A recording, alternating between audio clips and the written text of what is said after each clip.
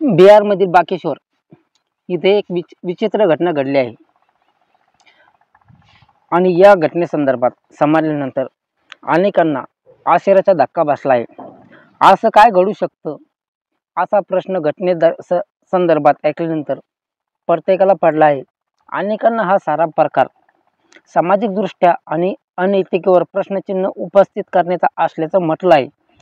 आणि आता तुम्हाला प्रश्न पडला असेल, असं खरंच घडलं असेल का? तर बिहारमध्ये चक्क एका जावयाचं आणि सासूबरोबर लग्न लावून देण्यात आलं आहे. हो, हे खरं आहे. पण बाकी येथील एका जावयाचं त्याच्या सासूबरोबर प्रेम प्रकरण असल्याची घटनादायक माहिती समोर आली आहे. आणि या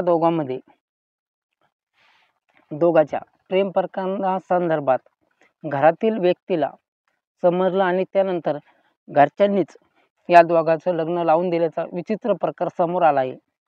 छप्परपाल पंचायतीच्या हद्दीतील येणाऱ्या हिरामोती गावात ही घटना घडली आहे. सध्या ही घटना विचित्र घटना आणि पंचक्रोशीतील चर्चेचा विषय ठरत आहे. आणि मी सकाळी मंदिराच्या पारावर बसलो होतो, तिथे पण हाच विषय चालू होता. समोर आलेलं माहितीनुसार 25 वर्षीय दिलेश्वर दर्वे नावाच्या व्यक्तीची 45 वर्षीय पत्नी गीता देवीचं आणि तिचा जावई सिकंदर यादव बरोबर प्रेम प्रकरण सुरू होतं. पतीचं निधन झाल्यानंतर सिकंदर त्याच्या सासरीच राहत होता आणि याच कालावधीमध्ये गीता आणि सिकंदर यांच्यामधील जवळीक वाढली आणि ते प्रेमात पडले. मात्र दिलेश्वर यांना या नात्याची भनक लागली आणि दिलेश्वर यांनी फार वर्षापासूनच आपली पत्नी गीता आणि जावयाचं प्रेम प्रकरण सुरू असल्याची शंका होती.